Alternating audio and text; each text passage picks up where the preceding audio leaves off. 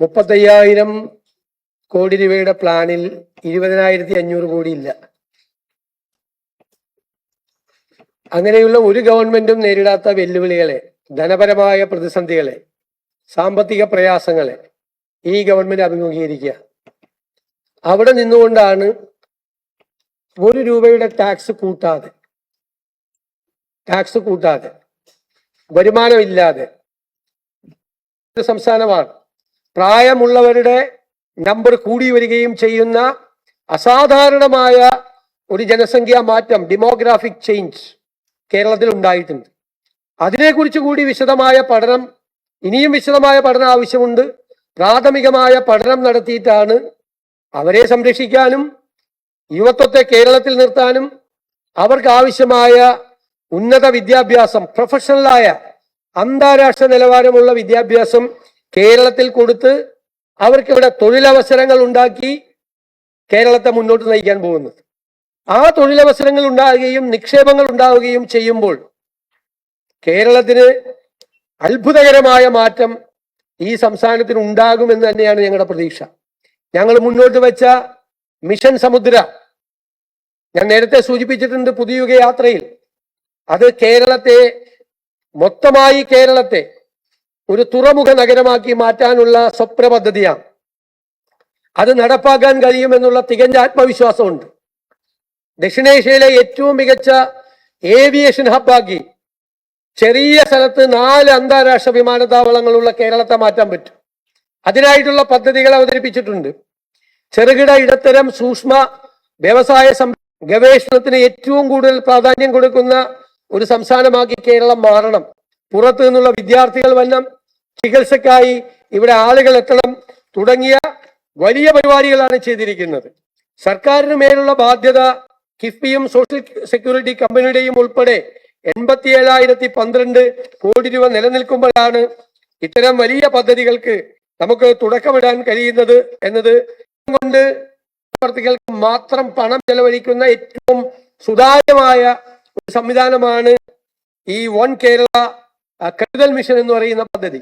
CSR ഫണ്ടും വ്യക്തികളുടെ ഫണ്ടും എല്ലാം ഉപയോഗിച്ചുകൊണ്ട് ഇന്ത്യയിൽ ആദ്യമായി മാതൃകാപരമായി ആളുകളെ ചേർത്ത് നിർത്താൻ, അവരെ സഹായിക്കാൻ, സർജറികൾ നടത്താൻ, അപൂർവ രോഗമുള്ള കുഞ്ഞുങ്ങളെ സഹായിക്കാൻ ഒക്കെ വേണ്ടിയിട്ടുള്ള വലിയ കാഴ്ചപ്പാടോട് കൂടിയ പദ്ധതിയാണ്. സ്പേസ് ഇക്കോണമി, കേരളത്തിന്റെ സാധ്യതകളെ നമ്മൾ നോക്കിയാൽ ISROയുടെ ആസ്ഥാനമാണ് തിരുവനന്തപുരം. ഇപ്പോൾ സ്പേസ് ഇക്കോണമി വലിയ ഒരു സാധ്യതയുള്ള ഏരിയയായി മാറിയിട്ടുണ്ട്. സ്വകാര്യ സാറ്റലൈറ്റുകൾ വരെ വിക്ഷേപണം നടത്തുന്ന ഒരു സ്ഥലത്ത്, ISROയുടെ പ്രധാന കേന്ദ്രമുള്ള ഒരു സ്ഥലത്ത് സ്വകാര്യ നിക്ഷേപങ്ങൾ കൂടി പ്രോത്സാഹിപ്പിച്ചുകൊണ്ടുള്ള ഒരു സ്പേസ് ഇക്കോണമി ഡെവലപ്പ് ചെയ്തു വരും. പട്ടികവർഗക്കാർക്ക് ആശ്വാസമാകുന്ന വയനാടിലെ ട്രൈബൽ യൂണിവേഴ്സിറ്റി അവരുടെ ഇൻഡിജിനസ് നോളജിനെ കൂടി, പ്രാചീനമായ അറിവുകളെ കൂടി, ആധുനികമായ അറിവുകളെ കൂടി ഇന്റഗ്രേറ്റ് ചെയ്തുകൊണ്ടുള്ള വലിയൊരു കൺസെപ്റ്റാണ്, വലിയൊരിതാണ് അതിനുവേണ്ടി ചെയ്തിരിക്കുന്നത്. ആരോഗ്യ മേഖലയിൽ അതിന്റെ ക്വാളിറ്റി നിലനിർത്തുന്നതിന് വേണ്ടിയിട്ടാണ് Kerala health and life science city സ്ഥാപിച്ച് വലിയൊരു മെഡിക്കൽ ഡെസ്റ്റിനേഷനാക്കി കേരളത്തെ മാറ്റാനുള്ള നടപടികൾ സ്വീകരിക്കുന്നത്. റിസർച്ച് പാർക്ക് IIT മദ്രാസ് മോഡലിലുള്ള ഒരു റിസർച്ച് പാർക്കാണ്. നേരത്തെ പറഞ്ഞതുപോലെ ഇന്ത്യയിൽ ആദ്യമായി സീനിയർ സിറ്റിസൺസിന് ഒരു വകുപ്പുണ്ടാക്കിയ സംസ്ഥാനമാണ് കേരളം. അത് കെയർ ഗിവർ കോഴ്സുകൾ, അതിന്റെ സിലബസ് ഇന്റർനാഷണൽ സ്റ്റാൻഡേർഡ് ആയിരിക്കും.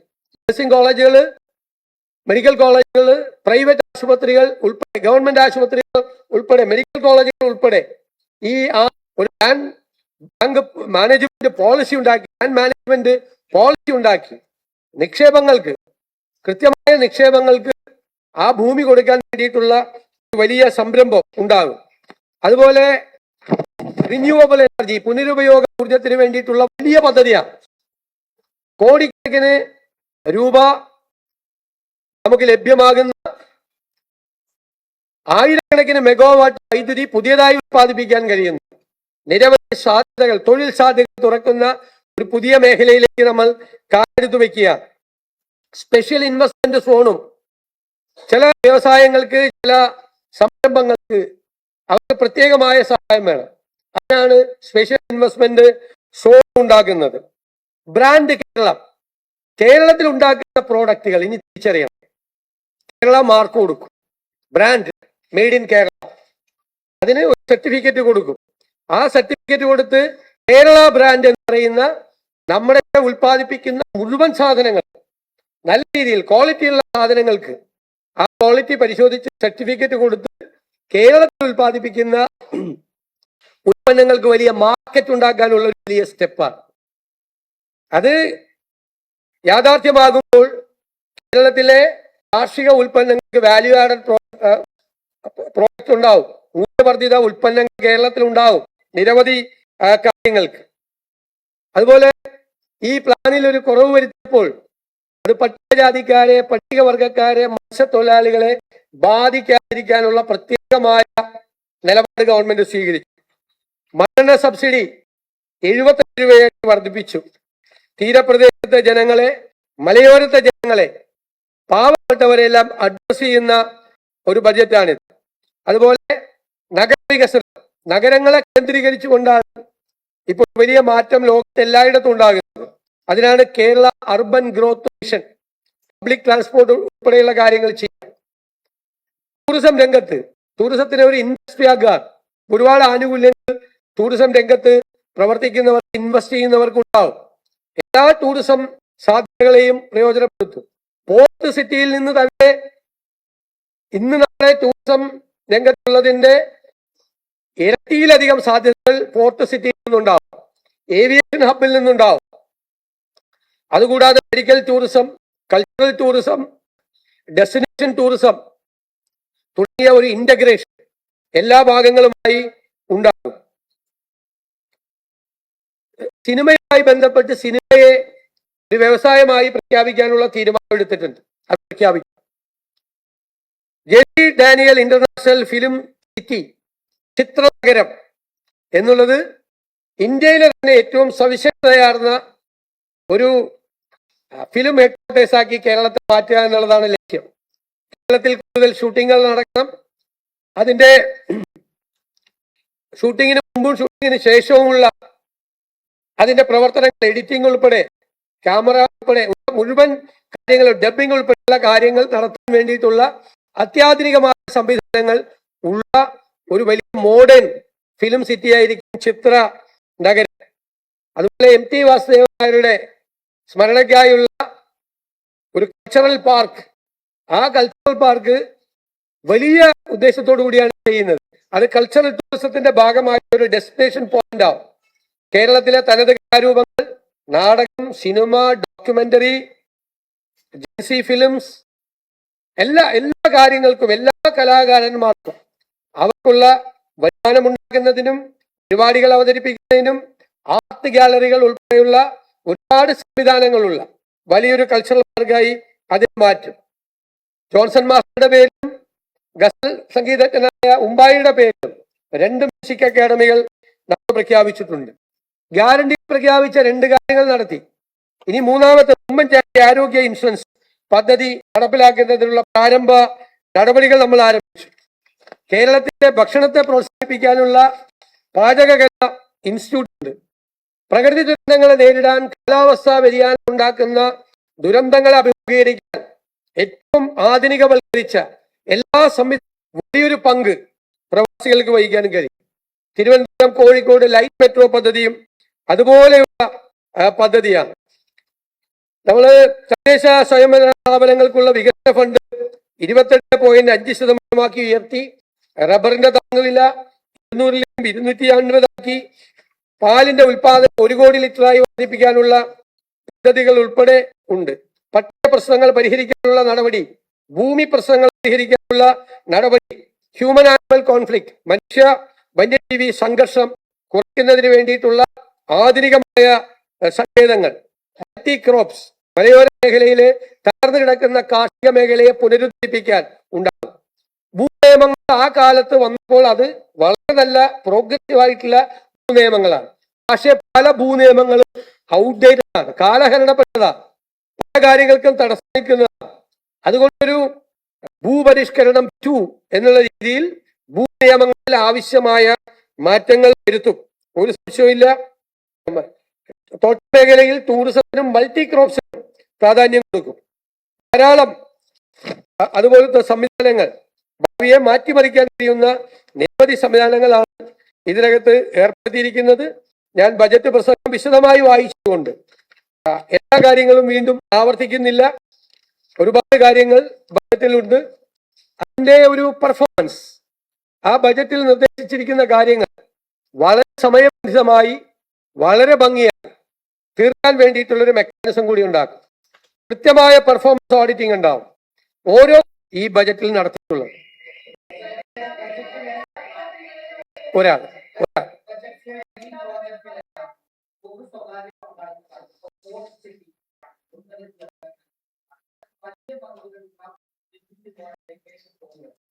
തീർച്ചയായിട്ടും ഇപ്പൊ പ്രതിപക്ഷ നേതാവ് ആക്ഷേപിച്ചെന്ന് പറഞ്ഞു സ്വകാര്യ നിക്ഷേപങ്ങളെ മുഴുവൻ കൊണ്ടുവരാൻ വേണ്ടിയിട്ടാണ് ഈ ബജറ്റ്. ശരിയാണ്.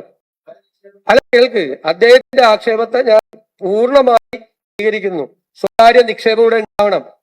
ഈ 87,000 കോടി രൂപയുടെ കടവും ഇപ്പൊ കൊടുക്കേണ്ട ബാധ്യതയും 5 ലക്ഷം കോടി രൂപയുടെ കടവുള്ള ഒരു സംസ്ഥാനത്തിന് ഏത് കാര്യമാണ് സെക്ടറിൽ, പബ്ലിക് സെക്ടറിൽ തുടങ്ങാൻ പറ്റുന്നത്? ഇവിടെ ഇൻവെസ്റ്റ്മെന്റ് വേണ്ടേ? ഇവിടെ മത്സരിക്കുകയാണ് സംസ്ഥാനങ്ങൾ, ഇന്ത്യയിലെ സംസ്ഥാനങ്ങൾ. ഓരോ ഇൻവെസ്റ്ററെയും കൊണ്ടുപോകുന്നതിന് വേണ്ടി തമിഴ്നാടും കർണാടകയും മഹാരാഷ്ട്രയും തെലങ്കാനയും ആന്ധ്രയും ഹരിയാനയും എല്ലാവരും മത്സരിക്കുകയാണ്. ഇവിടെ വരാൻ പാടില്ല ആരും. അതല്ല ഞങ്ങൾ നയം. ഞങ്ങൾ സ്വകാര്യ നിക്ഷേപത്തെ പ്രോത്സാഹിപ്പിക്കും, ഇൻവെസ്റ്റ്മെന്റിനെ പ്രോത്സാഹിപ്പിക്കും. അതുവഴിയേ സമ്പദ്ഘടനയെ മെച്ചപ്പെടുത്താൻ പറ്റുള്ളൂ. പ്രൈവറ്റൈസേഷൻ എവിടെയാണ് ഉണ്ടാക്കിയത്? അല്ലെ, ഏത് മേഖലയാണ് സ്വകാര്യവൽക്കരിച്ചത്? KSRTC സ്വകാര്യവൽക്കരിച്ചോ? വാട്ടർ തുടങ്ങും അവിടെ, ഒരു സംശയം വേണ്ട. അത് തുടങ്ങുക, അത് തന്നെയാണ് പോളിസി. പിന്നെ ഔട്ട് ഓഫ് പോർട്ട് അത് ഡെവലപ്പ് ചെയ്യും. അവിടെ ഫിഷറീസ് എക്സ്പോർട്ട് ഉണ്ടാവും. അവിടെ ഒരുപാട് തൊഴിലവസരങ്ങൾ കിട്ടുന്ന ലോജിസ്റ്റിക്സ് പാർക്കുകൾ ഉണ്ടാവും. ഗവൺമെന്റിന്റെ ഏജൻസികൾക്ക് ചെയ്യാൻ പറ്റുന്ന എല്ലാ സപ്പോർട്ടും. പുതിയ ഒരാൾ ജോലി കൊടുക്കാൻ പറ്റില്ല. ഒരേ ജോലിയിൽ നിന്ന് ആള് റിട്ടയർ ചെയ്യുമ്പോൾ കോൺട്രാക്ട് ലേബറെ വെച്ചുകൊണ്ടാണ് കേരളത്തിലെ പബ്ലിക് സെക്ടർ നടന്നു പോകുന്നത്. നിങ്ങൾ അന്വേഷിക്കുക. പബ്ലിക് സെക്ടർ നടത്തിക്കൊണ്ടു പോകുന്നത് പുതിയ അപ്പോയിന്റ്മെന്റ് നടത്തിയിട്ട് എത്ര നാളായി? ഈ ട്രാക്ക് കേബിൾ പൂട്ടിപ്പോയില്ലേ? കേബിൾ പൂട്ടിപ്പോയി. എൽക്ക് പൂട്ടലിന്റെ വക്കിലാണ്. അഗ്രോ മെഷീനറി കോർപ്പറേഷൻ പൂട്ടലിന്റെ വക്കിലാണ്. ട്രാവൻകൂർ സിമന്റ്സ് പൂട്ടലിന്റെ വക്കിലാണ്. ആരുടെ പണത്തുകൊണ്ട് അതൊക്കെ നടന്നു? നമ്മുടെ നികുതി പണം, നമ്മുടെ എക്സ്ചക്കറിൽ നിന്നുള്ള പണം, നിങ്ങളും ഞാനും കൊടുക്കുന്ന നികുതി പണം എടുത്തുകൊണ്ട് ഈ ഒരാൾക്ക് പോലും ജോലി കൊടുക്കാൻ പോലും പറ്റാതെ, റിട്ടയർമെന്റ് വേക്കൻസിയിൽ പോലും ഒരാളെ നിയമിക്കാൻ പറ്റാതെ സ്ഥാപനമാണ് ഞങ്ങൾ സ്വകാര്യവൽക്കരിച്ചത്. അങ്ങനെയൊന്നുമില്ല. എല്ലാ സംസ്ഥാനങ്ങളിലും, കേരളത്തിലെ, ഇന്ത്യയിലെ എല്ലാ സംസ്ഥാനങ്ങളിലും ഇൻവെസ്റ്റ്മെന്റ് പോളിസിയാണ്. 25 കൊല്ലം നടക്കുവാണ് കേരളം. ഞങ്ങൾ അതല്ല വന്നിരിക്കുന്നത്. ഞങ്ങൾ അധികാരത്തിൽ വന്നിരിക്കുന്നത് കേരളത്തെ 25 കൊല്ലത്തേക്ക് തിരിച്ചു കൊണ്ടുപോകാൻ വേണ്ടിയിട്ടല്ല, 25 കൊല്ലത്തേക്ക് മുമ്പിലേക്ക് കൊണ്ടുപോകുന്നതിന് വേണ്ടിയിട്ടാണ്. കേരളത്തിൽ എംപ്ലോയ്മെന്റ് ജനറേഷൻ ഉണ്ടാക്കി, സമ്പദ്ഘടനയെ ഉത്തേജിപ്പിച്ച് പണം ഉണ്ടാക്കി പാവപ്പെട്ടവരെ സഹായിക്കാൻ വേണ്ടിയിട്ടാ. ഈ പണം കൊണ്ട് വെൽഫെയർ പ്രൊജക്ടുകൾ നടപ്പാക്കും. 5 പൈസ കയ്യിലില്ല. എന്നിട്ട് വീണ്ടും പഴയതുപോലെ അല്ല, അതിനല്ല ഞങ്ങൾ മുഴുവൻ വെച്ച പിണറായി വിജയൻ ഈ ചോദ്യം എന്നോട് ചോദിക്കണ്ട. ഈ ജീവനക്കാർ മുഴുവൻ അദ്ദേഹത്തോട് തിരിച്ചു ചോദിച്ചോളൂ. ആരാ ഈ കുടിശ്ശിക ഉണ്ടാക്കിയത്? ഞങ്ങളാണ്. പറയൊരു ഔചിത്യം. അദ്ദേഹം ഉണ്ടാക്കി വെച്ച അദ്ദേഹത്തിന്റെ സർക്കാരാണ് ഈ മെഡിസെപ്പ് തകർത്തത്. ജീവനക്കാരുടെ പരാതി 10 കൊല്ലം മുമ്പുണ്ടായിരുന്നു. ഉമ്മൻചാണ്ടി സർക്കാരിനെ കുറിച്ചാണോ? ആണോ? DA വരുത്തിയത് ഉമ്മൻചാണ്ടി സർക്കാരാണോ? കുടിശ്ശിക വരുത്തിയത് ഉമ്മൻചാണ്ടി സർക്കാരാണോ? അല്ല. ലീവ് സറണ്ടർ അടിച്ചു മാറ്റിയത് ആരാണ്? എത്ര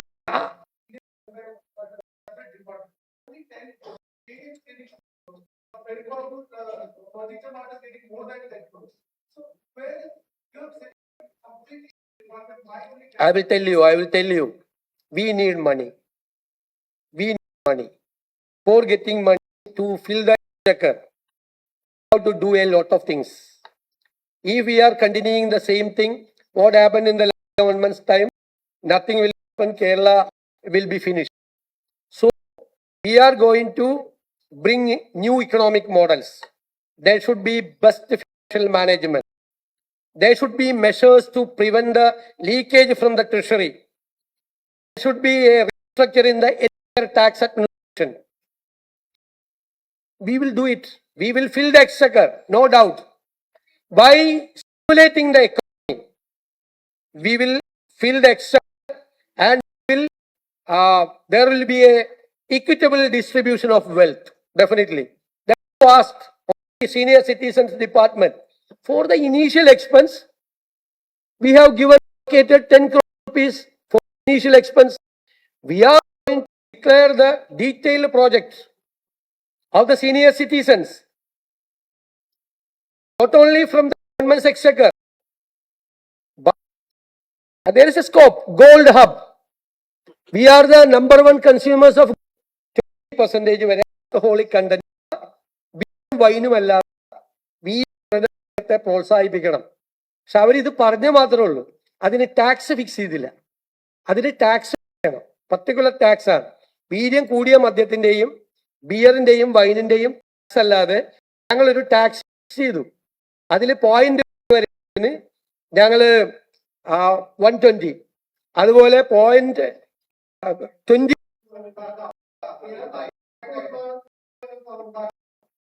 1 ലിറ്റർ പോലും ഉണ്ടാക്കിയില്ലല്ലോ. 10 കൊല്ലം ഇരുന്നിട്ട് 1 ലിറ്റർ പോലും ഉണ്ടാക്കിയില്ലല്ലോ. ചുമ്മാ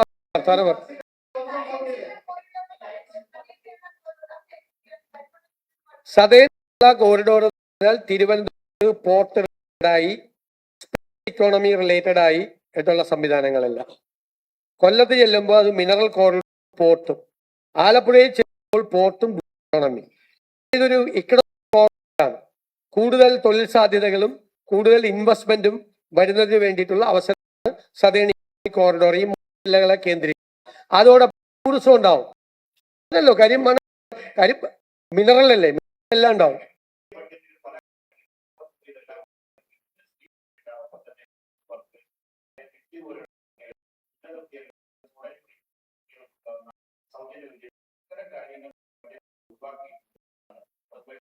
അല്ല, ഇവർ ഈ പദ്ധതി പോകാൻ പദ്ധതികളാണ്. പോകാൻ നേരത്ത് 10 കൊല്ലം ഇതൊന്നും പറ്റിയില്ല. 10 ഇരുന്നപ്പോ പ്രഖ്യാപിക്കാതെ ഇലക്ഷന്റെ സാധനത്തിൽ പ്രഖ്യാപിച്ചു ഈ പദ്ധതി. സ്ത്രീ സുരക്ഷാ പദ്ധതി എപ്പോഴാണ് ഇംപ്ലിമെന്റ് ചെയ്തത്? ഫെബ്രുവരി ലോക്സഭ ഇലക്ഷൻ തോറ്റ മുമ്പ്. ഞങ്ങൾ പരിശോധിക്കുന്നു. ഞാൻ കഴിഞ്ഞ സമ്മേളനത്തിൽ പറഞ്ഞല്ലോ, ക്യാബിനറ്റ് കഴിഞ്ഞുള്ള പരിശോധിക്കും. ആ ലിസ്റ്റ് ഉണ്ടാക്കി പോലും പരിശോധിക്കണം. എല്ലാ കാലത്ത് വേണ്ടിയിട്ട് ഉണ്ടാക്കിയാണ്. തെരഞ്ഞെടുപ്പിന് തൊട്ട് മുമ്പ് എന്തൊക്കെയാണ് ചെയ്ത്? ഇപ്പൊ ജീവനോട് ഭയങ്കര സ്നേഹം. കഴിഞ്ഞ ഗവൺമെന്റ് ചെയ്ത കാലത്ത് പേ കമ്മീഷൻ നിയമിച്ച് പേ കമ്മീഷൻ ജോലി പൂർത്തിയാക്കി, പേ കമ്മീഷന്റെ അവാർഡ് പേ കമ്മീഷൻ നടപ്പിലാക്കി. ഇതിനു മുമ്പുള്ള ഗവൺമെന്റുകളെല്ലാം ഈ ഗവൺമെന്റ് എന്താ ചെയ്തത്? പേ കമ്മീഷൻ പ്രഖ്യാപിച്ചത് ഇലക്ഷന്റെ തൊട്ട് മുമ്പ് 6 മാസം കൊടുത്തു സർക്കാരിന്റെ ില്ല. DA കുടിശ്ശിക, DR കുടിശ്ശിക, ലീഡർ അടിച്ചു മാറ്റി, പൊളിച്ചു. എന്നിട്ട് വന്നിരുന്നിട്ട് ഭയങ്കരം ഞാൻ തന്നെ ഞെട്ടി. ഇതിന്റെ എല്ലാത്തിനും ഓരോ തരെ നോക്കിയിട്ടാണ് ചെയ്തിരിക്കുന്നത്. പോക്കില്ലേ.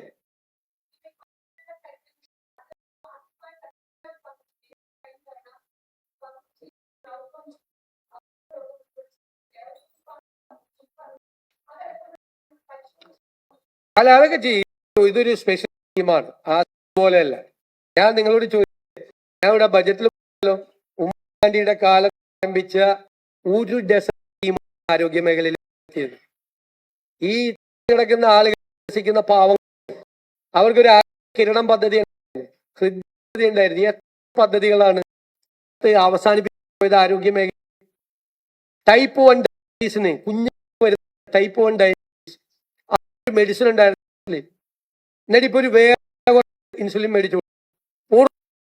ക്രൗഡ് ഉണ്ടായിട്ടൊന്നും ഇത് ചെയ്യാൻ സ്വകാര്യ ആശുപത്രികൾ പദ്ധതിയിൽ നിഷേധിക്കുന്ന ചികിത്സ. കാരണം സ്വകാര്യ 700-750 കോടി രൂപ കൊടുക്കാനുണ്ട്. കടം വരുത്തി വെച്ചേക്കാണ്.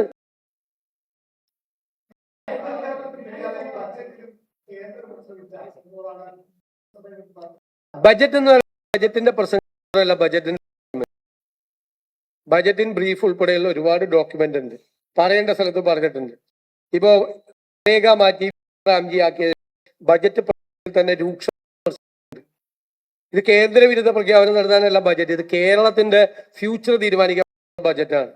വരാനിരിക്കുന്ന ഈ സ്വർണത്തിന്റെ അകത്ത് നടക്കുന്ന പുറത്തുകൊണ്ട് നടത്തുന്ന വ്യാപാരമല്ല, സമാന്തരമായി വ്യാപാരികളുടെ വരെ ബിസിനസ് കുറയുകയാണ്. കാരണം ടാക്സ് ഇല്ലാതെ ഇപ്പൊ ശബരിമലയിൽ ആളുകളെ ശബരിമല അക്കോമഡേറ്റ് ചെയ്യാൻ പറ്റും. കൊട്ടിയൂർ അല്ല, നികുതി വേണ്ടിയിട്ടാണ് ഇൻവെസ്റ്റ്മെന്റ് കൊണ്ടുവരുന്നത്, ടൂറിസം ഡെവലപ്പ് ചെയ്യുന്നത്, സിറ്റി ഡെവലപ്പ് ചെയ്യുന്നത്, ഏവിയേഷൻ ഹബ്ബ് ഉണ്ടാക്കുന്നത്, MSME ഉണ്ടാക്കുന്നത്. മനസ്സിലായില്ലേ? പ്രോത്സാഹിപ്പിക്കുന്നത് എല്ലാം വരുമാനത്തിന് വേണ്ടിയിട്ടാ. ഈ വാചകം പറഞ്ഞിട്ടുണ്ട്, ഇക്കോണമി സമ്പയെ അല്ല വരുമാനം. ഒരു കാര്യം മനസ്സിലാക്കാം, കൂടി നമ്മൾ അതുകൊണ്ടല്ലേ നിങ്ങൾക്ക് കൂടി വേണ്ടി ഈ സംസ്ഥാന വരുമാനം 70 എക്സ്പെൻസ് ആണ്. എന്താണ്? പെൻഷൻ, പലിശ കിഫ്ബിയുടെ എത്രയാണ്? പലിശ എസ്റ്റിമേറ്റ് ആയിട്ട് കൊടുക്കണം. കഴിഞ്ഞാൽ ഒരു 100 കിട്ടുമാനത്തിൽ ചെലവ് സർക്കാർ 100 രൂപയുടെ 70 രൂപയും കമ്മിറ്റി 23 രൂപ വെൽഫെയർ കാറ്റഗറി നിശ്ചയിക്കും. അതിനൊരു ഡീപ്പ് കമ്പനികളുമായിരിക്കണം. ഇൻഷുറൻസ് സ്കീം പ്രാരംഭക്കാണ് 10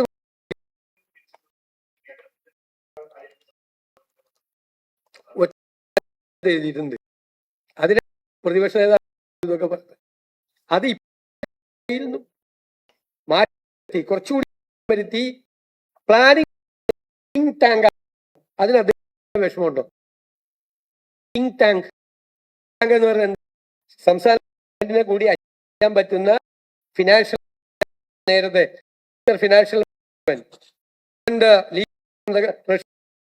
അഡ്മിനിസ്ട്രേഷൻ എങ്ങനെയാണ് ഒരു ഐഡിയ എങ്ങനെ പ്രോജക്റ്റ് ആയിട്ട് ചെയ്യുന്നത്. ആ ജോലി ലെഫ്റ്റ് വന്ന വാചകം വർത്തമാന പത്രസമ്മേളനം അതിൽ ഞങ്ങളില്ല.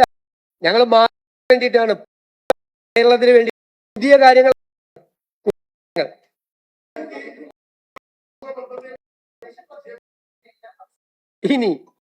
ഇനി ഇല്ല പദ്ധതിയെ കുറിച്ച് പരാമർശമുണ്ട്.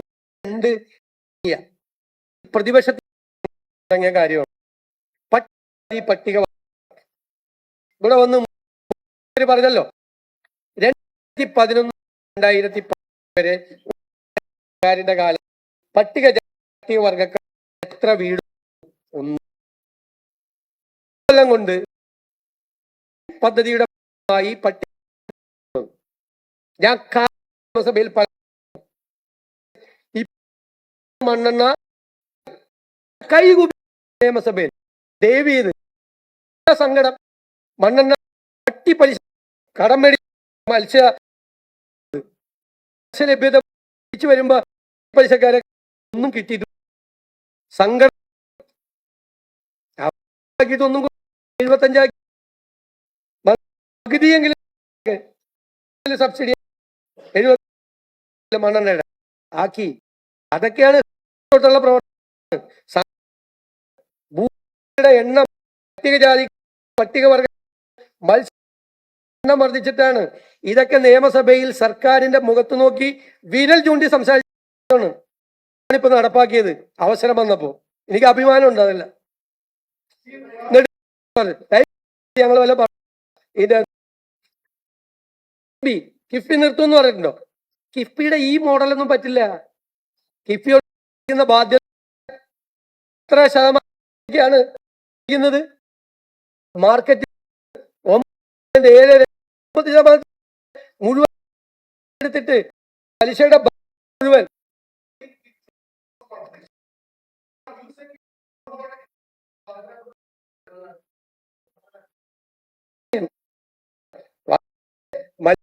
മേഖലയിൽ വലിയ തീരുമാനം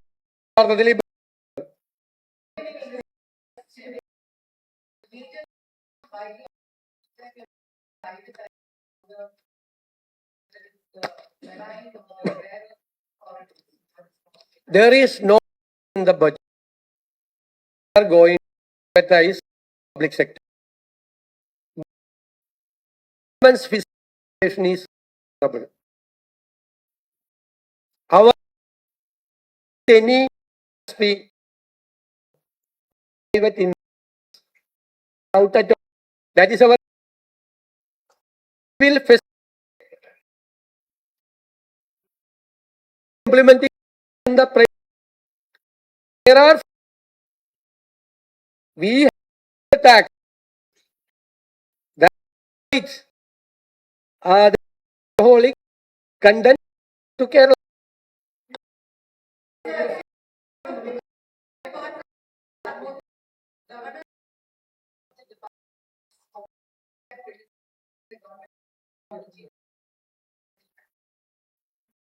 There are so like government.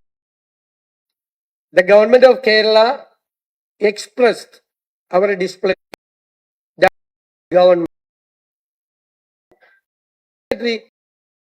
When there was a controversy, the governor secretary sent a letter to the state government explaining going to secretary expressed the displeasure of the state government to the Lok Bhavan. It's a procedure.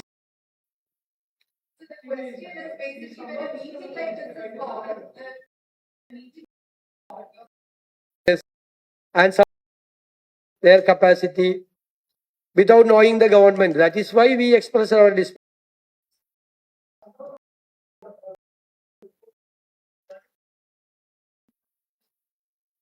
ശമ്പള commission അല്ല അത് നിയമ അതിന്റെ റിപ്പോർട്ടില്ലല്ലോ, റിപ്പോർട്ടൊന്നും തന്നിട്ടില്ലല്ലോ.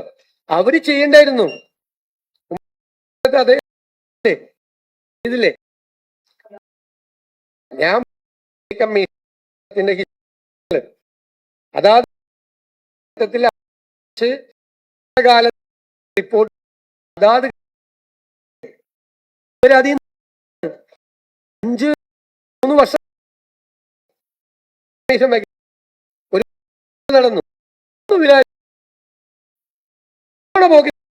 വെച്ചു. അടുത്ത സർക്കാർ പോകുന്ന ഇതൊക്കെ അതിനാണ്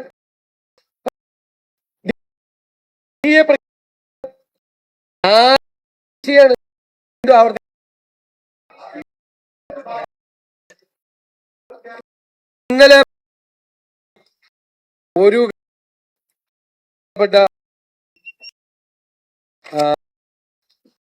നമ്മുടെ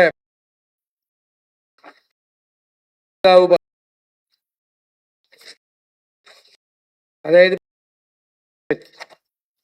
ഞങ്ങൾ എന്താ ചെയ്തത്, ആരാ ഒപ്പിട്ടത് PMCയിൽ? അല്ലല്ല കേൾക്ക്, ആരാ ഒപ്പിട്ടത്? പിണറായി വിജയൻ സർക്കാർ കൂടിയ ശേഷം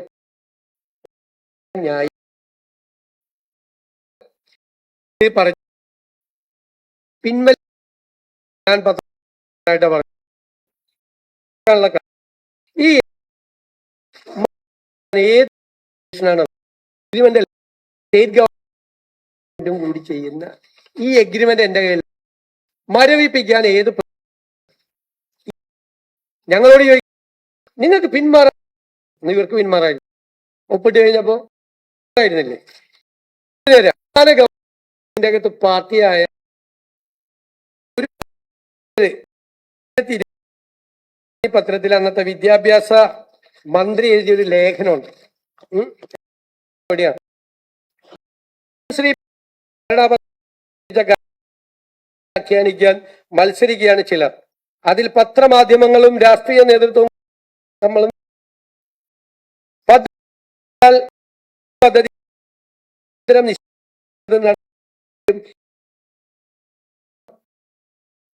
സംസ്ഥാനങ്ങൾക്ക് അവരുടെ കരിക്കുലം തുടരാമെന്ന കാര്യം ദേശീയ വിദ്യാഭ്യാസ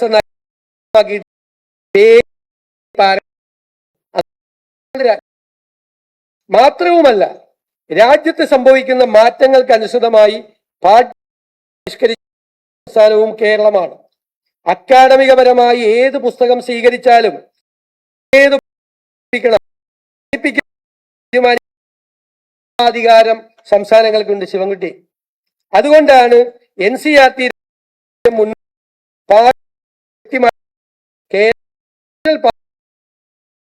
പഠിപ്പിക്കുകയും ചെയ്ത്. ഇതിലും തൃപ്തിയില്ലാത്തവർ, ഇത്രയും പറഞ്ഞിട്ട് തൃപ്തിയില്ലാത്തവർ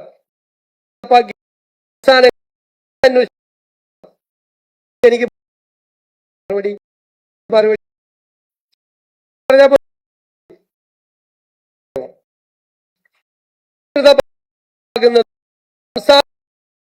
കൂടി ഉപയോഗപ്പെടും.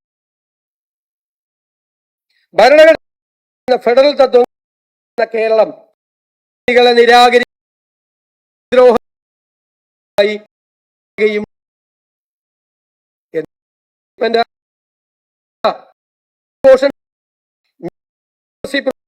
എന്നീ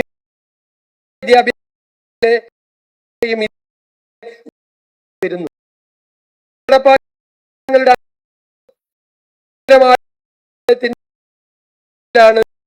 ശ്രീ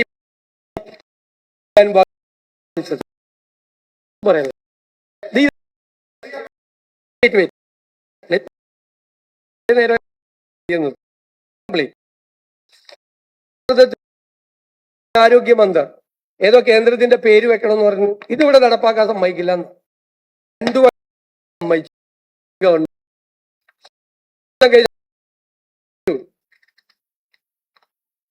കേരള ഗവൺമെന്റ്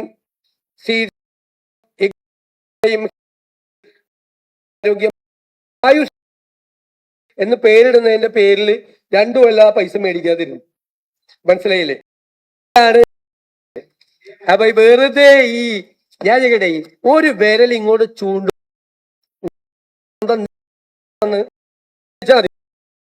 എല്ലാത്തിനും കൃത്യമായ മറുപടി ഉണ്ട്.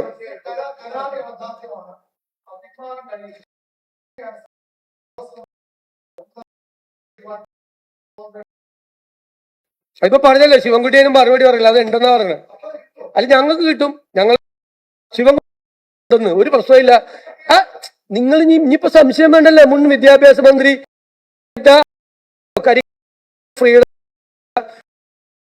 ഇത്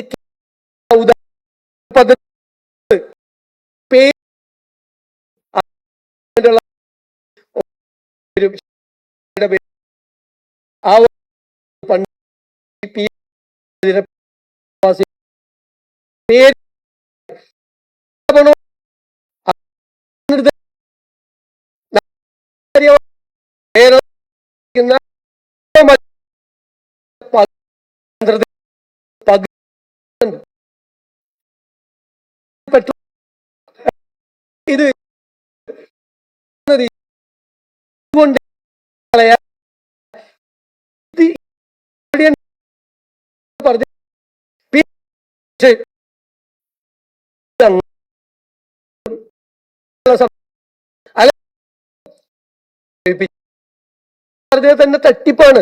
മരവിപ്പിക്കാനുള്ള പ്രൊവിഷൻ ഇല്ല. ഓൾറെഡി എൻറ്റേർഡ് ഇൻ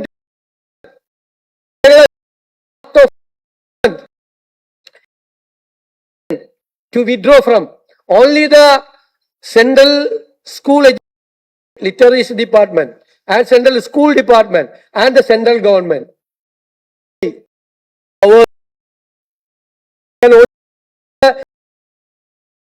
ആ എഗ്രിമെന്റിന്റെ അടിയില നമുക്ക് പിൻവലിക്കാൻ അധികാരം ഇല്ല. നമുക്ക്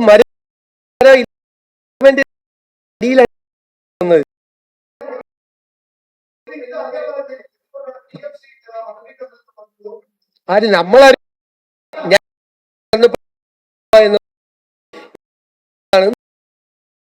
ഞാൻ അന്നും വളരെ സൂക്ഷിച്ചാ പറഞ്ഞിരിക്കാം. നിങ്ങൾ നോക്കി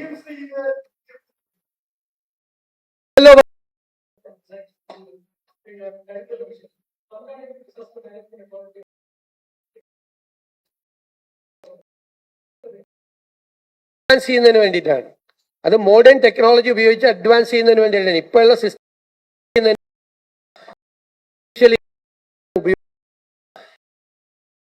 മാനേജ്മെന്റ് ഡിപ്പാർട്ട്മെന്റിന്റെ ഭാഗമായിട്ട് തന്നെയുള്ള കൂടുതൽ എക്സ്പേർട്ടിനെ വെച്ചുകൊണ്ടുള്ള പിന്നെ അല്ലല്ലോ ഇല്ല CMDRF വേറെ, അതും തമ്മിൽ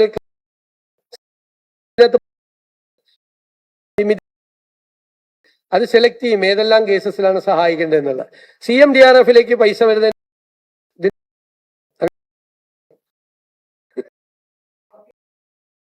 ചോദ്യം, ആർക്കിടെക്ചർ ഡിസൈൻ അതൊരു പുതിയ ഒരു ഇൻസ്റ്റിറ്റ്യൂട്ട് തുടങ്ങുകയാണ്. ഗവൺമെന്റും ആർക്കിടെക്ചേഴ്സിന്റെ അവരും അവരുടെ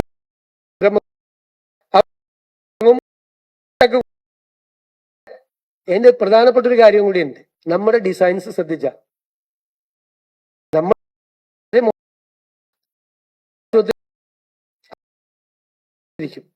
ഇല്ലേ, സ്റ്റേറ്റിനൊരു ഡിസൈൻ ഉണ്ടാക്കണം. സ്റ്റേറ്റിനൊരു ഡിസൈൻ. ഇപ്പൊ നമ്മുടെ എഞ്ചിനീയേഴ്സിനെ, നമ്മുടെ ആർക്കിടെക്ട്സിനെ ഈ ഇത്രയും വലിയൊരു സെന്റർ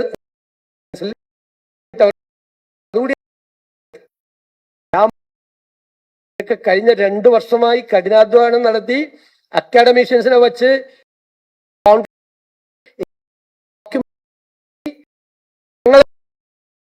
പ്രഖ്യാപിച്ചിട്ട് കൊണ്ടുവന്നാണ്. അത്ര ആത്മാർത്ഥതയാണ് ഈ കാര്യത്തിലൊക്കെ ഉള്ളത്. ആ